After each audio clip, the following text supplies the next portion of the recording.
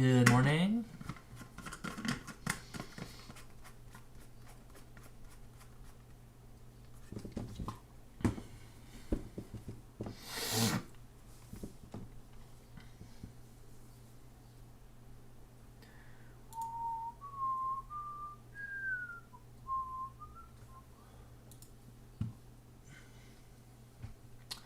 Okay, we'll get started in just a second here. Just give folks a minute to log in and join us. Oops, don't need to hear me twice. Okay, let's see.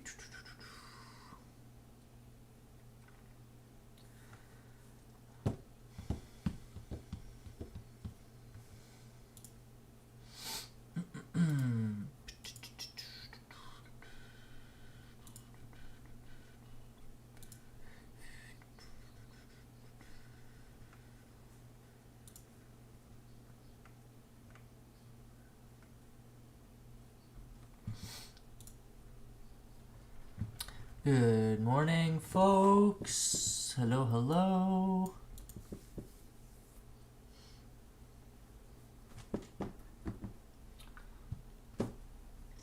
Guess who's taking a little cat nap? I'll show you.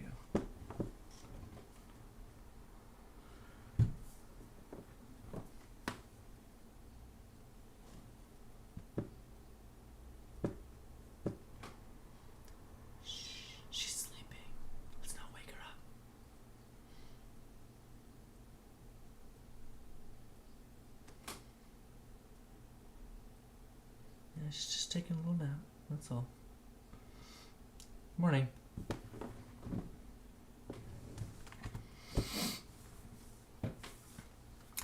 We're going to look at something very particular today with polynomial functions.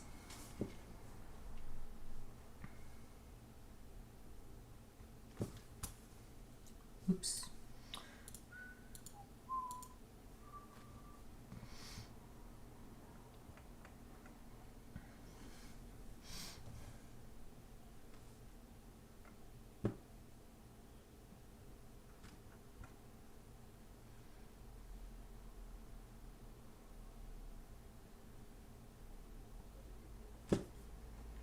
Okay, I think we can get started now. I'll try to keep my voice down so I don't wake Goose up. No, just kidding. She can deal with it. She gets to sleep all day and all night, and she certainly doesn't have any issues with waking me up in the middle of the night, like she did last night. Right, Goose? Okay. Anyway, we're gonna talk about the end behavior of polynomial functions today.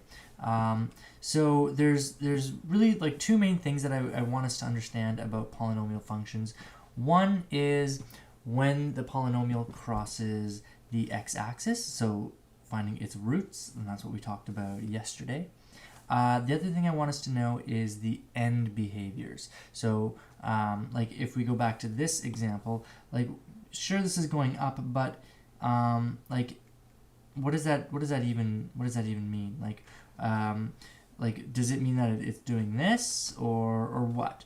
And same with this direction. So when I'm talking about end behavior, I mean what happens to the polynomial as we progress further and further to the right or further and further to the left. Like what is going on in this direction and in this direction. So that's our goal for today, is to look at that behavior. Okay, so we'll do the end behavior of a polynomial function.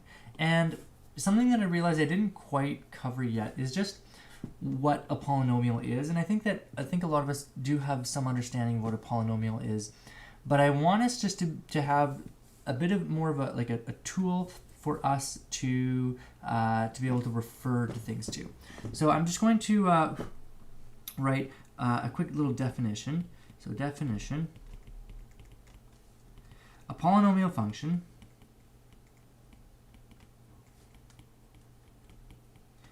is a function of the form. Okay, and I'll make this nice and big so we can see it very clearly. I will write f of x is equal to an times x to the power of n plus an minus 1 times x to the n minus 1 plus dot dot dot plus a2 x squared, I guess I need to zoom out just a little bit, plus a1 x plus a0, okay? Where n is a positive integer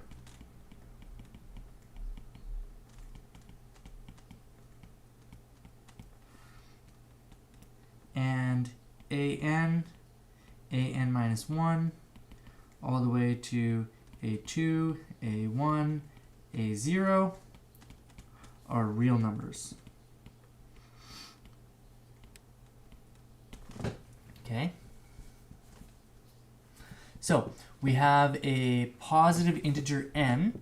So this could be something like 7 or 12. So this n here, so these guys here, these are all integers. So these are whole numbers.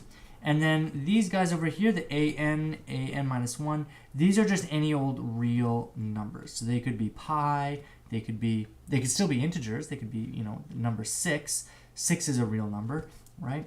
So we've got real numbers over here, and this is a variable. I should also say that I'll say note x is a variable. Okay?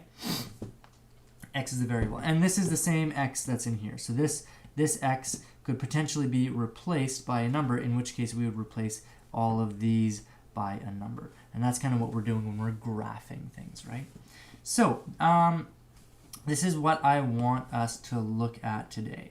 So I wanted to build a little bit of vocabulary. So let's talk about what all these things are, and then we'll look at the end behavior of these functions. So here we say that n is the degree of the function, or the degree of the polynomial.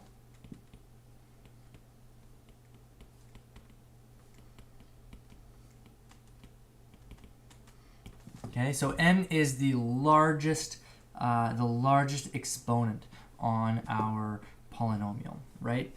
And I should also point out too that in this case, an is not equal to 0. So our first number in front of the polynomial, that can't be 0. Otherwise, it doesn't really make sense to talk about the degree, right? So our first guy right over there, an is not equal to 0. However, any of these guys could be 0. So we could have 0 in any other case. But this first one right here, we wouldn't write 0 in front of that.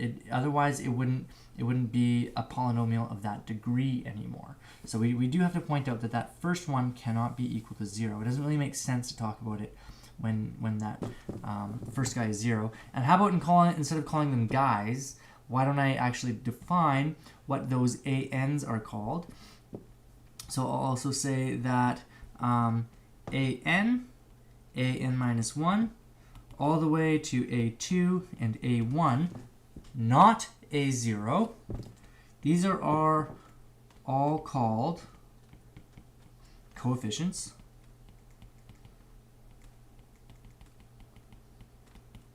Okay, so these are coefficients of the polynomial. A0, sometimes we call it a0. I'll say aka a0. That's actually kind of what I prefer to call it, a0. Or a0 is fine too. So a0 is called the constant. Okay, so we've got coefficients, we've got constants, and I think that we've talked about these terms a little bit in the past before. Okay, so we've got coefficients, we've got constants. Okay, so n is the degree, we've got coefficients, we've got constants, and I think that's pretty much it here. So x is going to be our variable, okay? So these are all the terms about the polynomial that I want us to be able to use to describe what we're talking about. Now, What we're going to look at today, so our goal for today,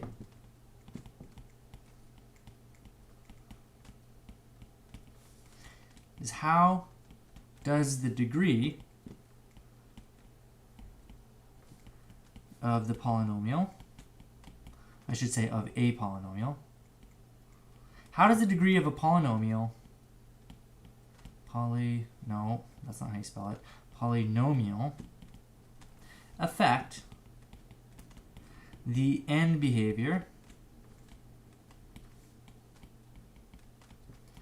of the graph? I should say of its graph.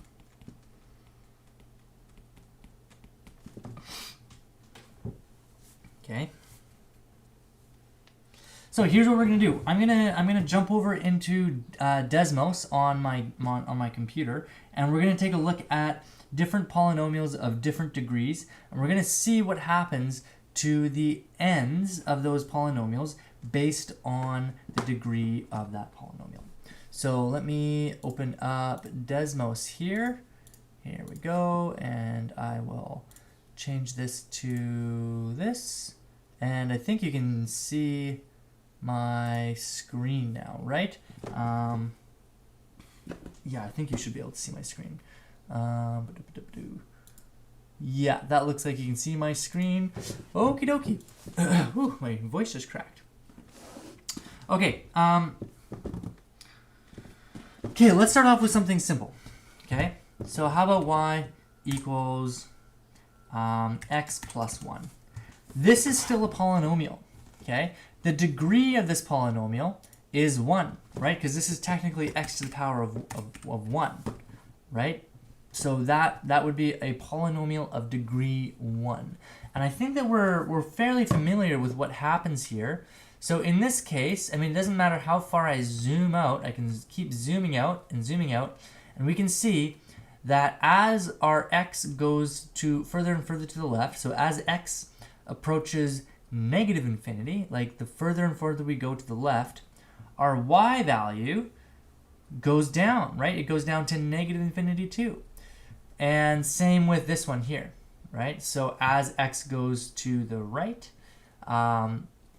we know that y goes up, right? Now, you might be familiar with the fact that, okay, well, that's not always the case. If I just threw a minus sign in there, then the opposite would be true.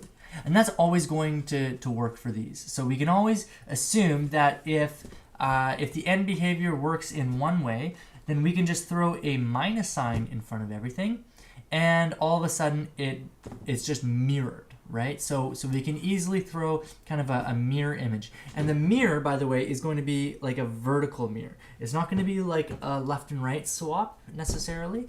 It's going to be like a vertical mirror. So everything that's up is now down, and everything that's down is now up.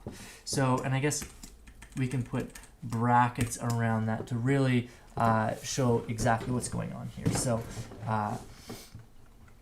yeah, so I'll try to zoom in just a little bit. I'll try to keep things to kind of this domain.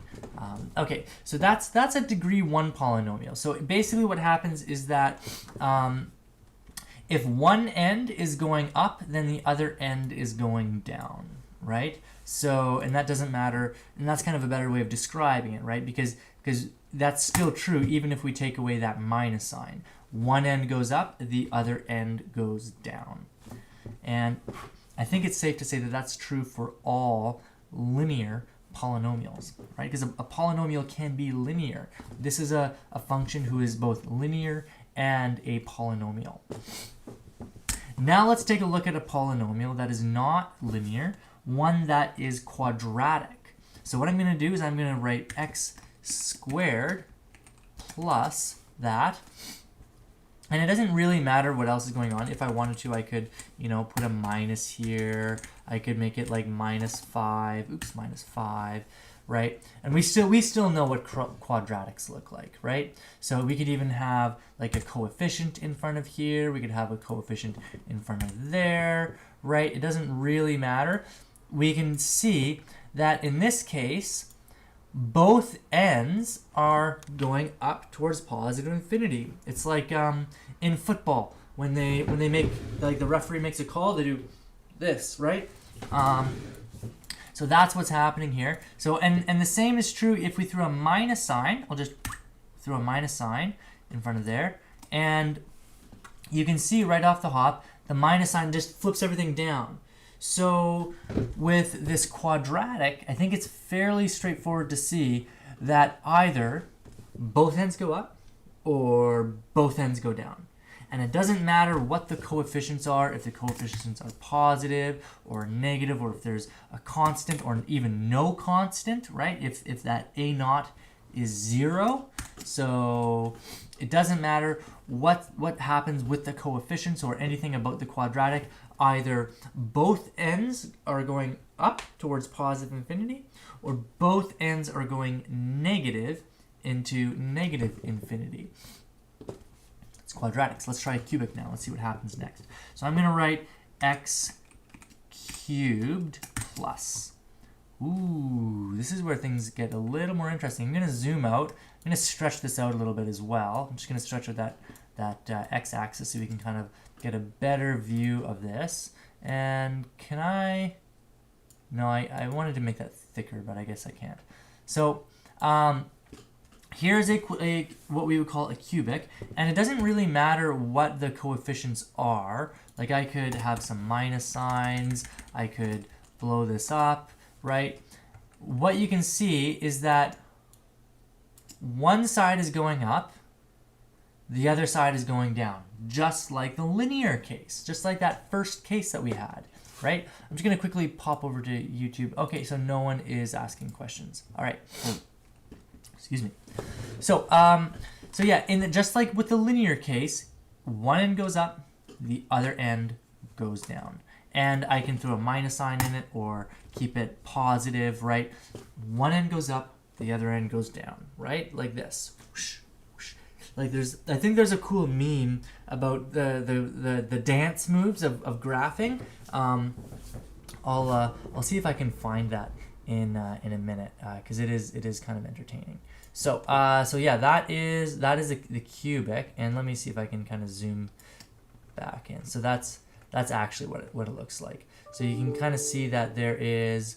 I mean, there's a little bit of a blip, like it goes up and then down and then up again. But the important thing to know is that the endpoints, one end goes up, the other end goes down. So let's see if we can complicate this just even a little bit more. Let's try x. Let's do a fourth power, or a degree 4 polynomial, and we'll throw some coefficients around. Maybe I'll do 2, and then a minus, and then another minus, and this will be a plus. Okay, I mean, it doesn't really matter what's going on here. I think that you can see there's some funky business around here in this area, but just like with the quadratics, both ends are going up. Both ends are going up. And even if we threw a minus sign out front here, like that, in this case, both ends are going down. So let's review. Linear case, like degree 1 polynomial, both ends are going, or one end is going up, the other end is going down. Quadratic, cubic, now degree 4, right? I wonder if you can guess what is going to happen next. So it's degree 5 polynomial. I wonder what's going to happen next. Well, actually, I don't, because I'm going to be honest with you. I already know. But I wonder if you know. So remember, in this case, both ends are going down. So the end behavior of this polynomial, of this degree 5 polynomial, both are going down. Now let's see if I can figure this one out. So let's do x to the power of 5 plus, would you look at that? So zooming out, and I'll just kind of stretch this so you can kind of see what's happening here. So we got, like, we kind of have some wavy stuff going on here. And I mean, the wavy stuff is kind of neat. I think that the waves are kind of interesting. But that's not really what we're looking at today. This is kind of what you'll look at more like in grade 12, is what's happening here with these waves and how to describe that based on this information. But What we're describing today is the end behavior. What's happening over here? What's happening over here? Well, I think you can see that, again, one end goes up, the other end goes down. And we can make it positive, we can make it negative, or I guess this is positive again, it was negative. So yeah, you can really see what's happening here. I'm going to zoom out, and it doesn't matter how much I zoom out, you can really just see that this is definitely going down. Like there's nothing happening over here. Like it's not like it's magically shooting back up again. No. This is going down, all the way down, and on the other end, it's going all the way up. So I'm gonna head back to my iPad here. I'm gonna start writing some of this stuff down. So let me just open up my notebook again. Here we go. Okay. And what we'll do is we'll make a little chart. Okay. School. Here we go. Okay. And I think I'm back to the iPad now. All right. You guys are quiet in the chat today. You can always let me know if something's going on, if you have any questions. That's always totally fine. Okay, so let's see what's happening here. So I'm gonna make a little chart here. I'm gonna write degree, and then I'm gonna write behavior. Okay, so there's my chart. So degree 1 polynomial, okay? The degree 1 polynomial, we have, I'll say that one goes down, other up. Okay, right? Either one goes down, the other one goes up, right? Because this is a straight line, so basically it looks something like this, right? I mean, it could look something like this as well, right? That a line could go like that as well, but for the most part, it does that. Now, let's see here. The other one, so there is, I should say the next one, degree 2 polynomial, I will say either both down or both up. Okay, so it's going to look something like this.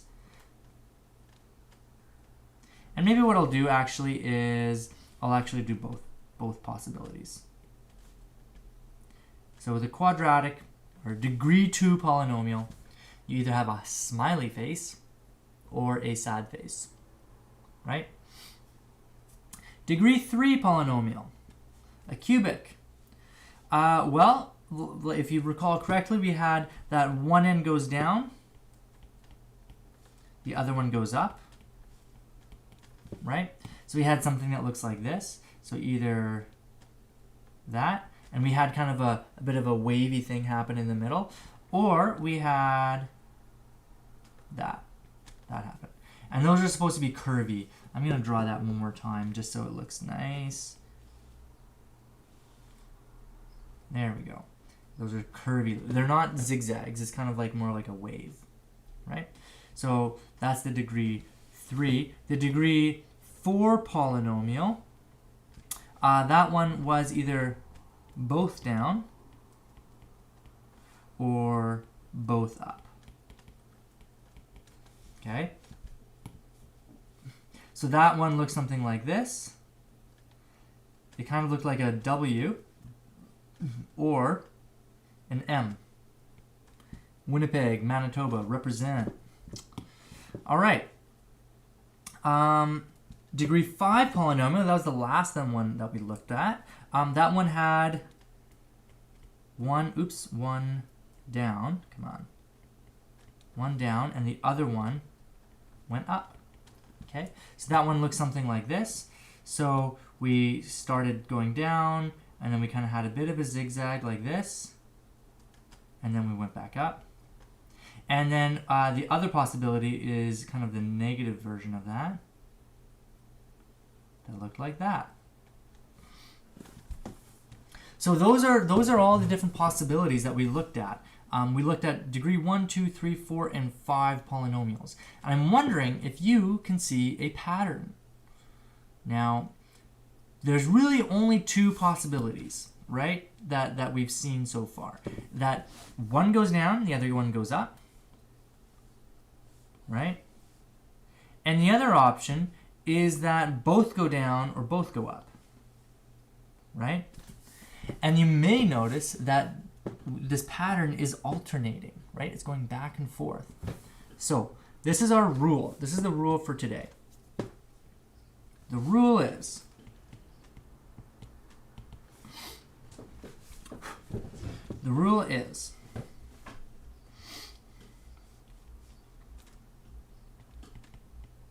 I'll say suppose f of x, let me write that nicely, f of x is a polynomial of degree n. Okay, so I've got an nth degree polynomial. Okay, let's talk about what n has to do with the n behavior. The n behavior is determined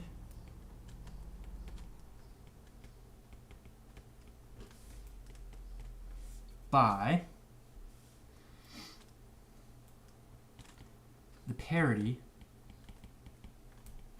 of n. And parity, when I say parity, what I mean is, i.e., if n is even or odd. Okay, that's what parity means. If a number is even or odd. So if n is even, let's start off with odd. If n is odd, let's see. If n is odd, one end goes up, the other goes down. Okay? And if n is even, either both ends go up or both ends go down. Okay? And that's that. That's our rule. That's the rule of the day. That in a polynomial, you can completely determine the end behavior of the polynomial just by looking at the degree of that polynomial. And you look, is that degree even or odd?